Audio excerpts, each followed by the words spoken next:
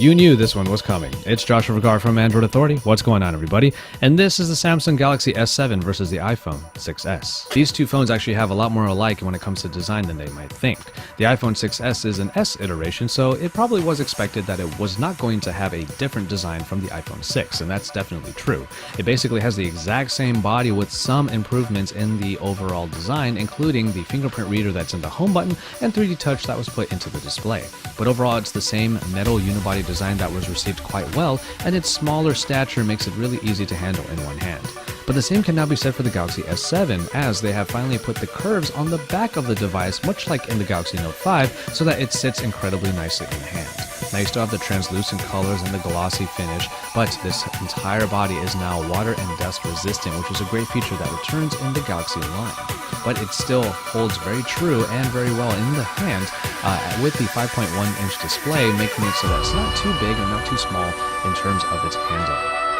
Now, design has always come down to personal preference, so we will leave it up to you to see which one you think is actually the better looker and the better feel.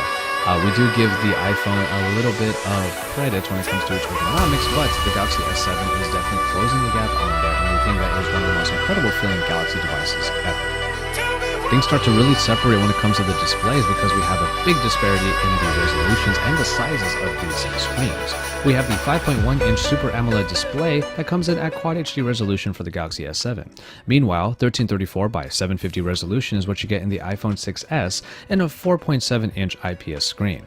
Now, the significant change in the pixel density and also the resolution mean that the Galaxy S7 is being used for even more than just the media, the gaming, and the text that you would see on its screen, but also it's being made to power VR experiences. And also the Super AMOLED screen just makes all of the colors pop, but we will give iPhone some credit for having a nice looking display as well. The IPS screen does a good job of displaying iOS, and it is a pretty enjoyable experience all around, if not quite smaller. If you are a spec-hungry person, then you know which one of these two you're going to pick in display. Performance is a little bit more murky. The reason why is because we have two different ecosystems that require very different things from their processing packages. Nonetheless, the Galaxy S7 comes with the Snapdragon 820, backed by the Adreno 530 and 4GB of RAM, though there are going to be versions of the phone that are powered by the Exynos 8890. On the other hand, we have the iPhone 6s Plus, which we'll use for this example, and it features the Apple A9 processor clocked in at 1.84 GHz, backed by PowerVR graphics and 2GB of RAM. As always, going by the numbers in this comparison is not very easy to do because the ecosystems require very different things. And that being said, both of the software iterations in these phones move along very swimmingly.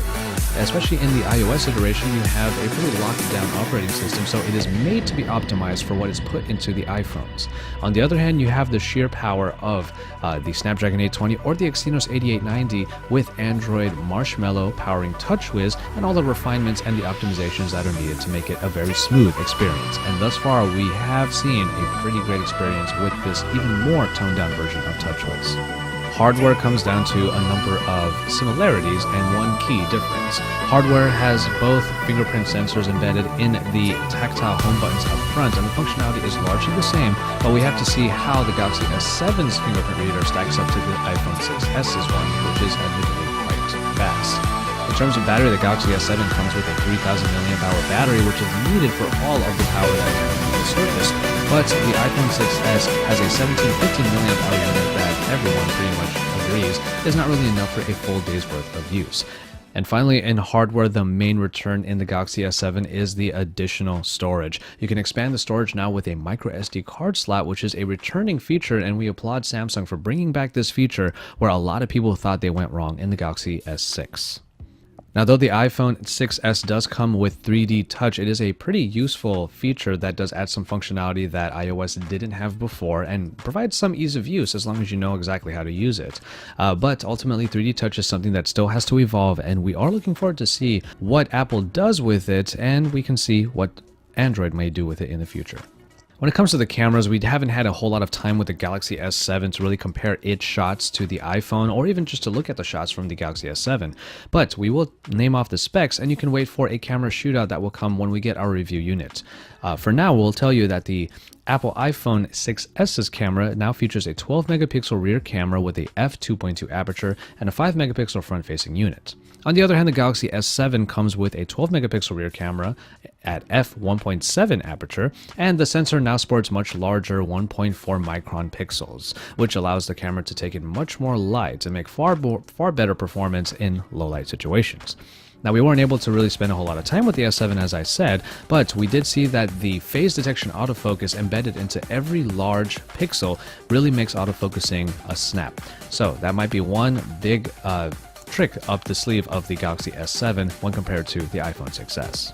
And finally, in software, it's the age-old battle of Android versus iOS. But we have some interesting developments in Android. As we see in the Galaxy S7, there is actually an option under Galaxy Labs that allows you to move all of the apps onto the home screens, much like the way that the iPhone 6s does.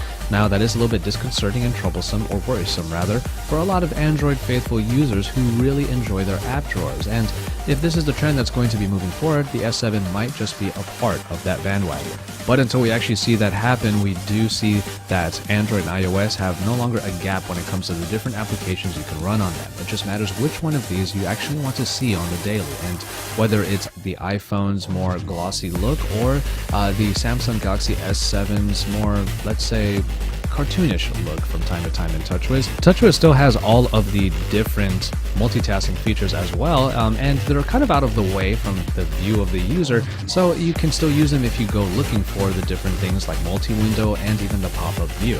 On the other hand, the iPhone 6s sort of relies on its recent app screen in order to do multitasking, but it does go through it quite smoothly.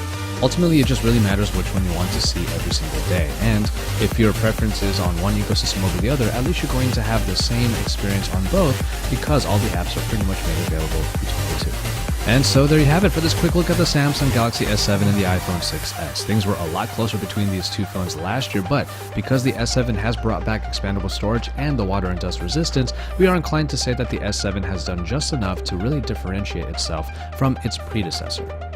Now, we don't know what Apple is going to bring in the next version of the iPhone, but as this is the one that we have to work with in the 6s, we are going to just have this comparison ready for you, and you can tell us what you think in the comments below. So keep it tuned to Android Authority for even more about the Galaxy S7, and we will see these two again in a comparison once we get our review unit. So keep it tuned here because we are your source for all things MWC 2016.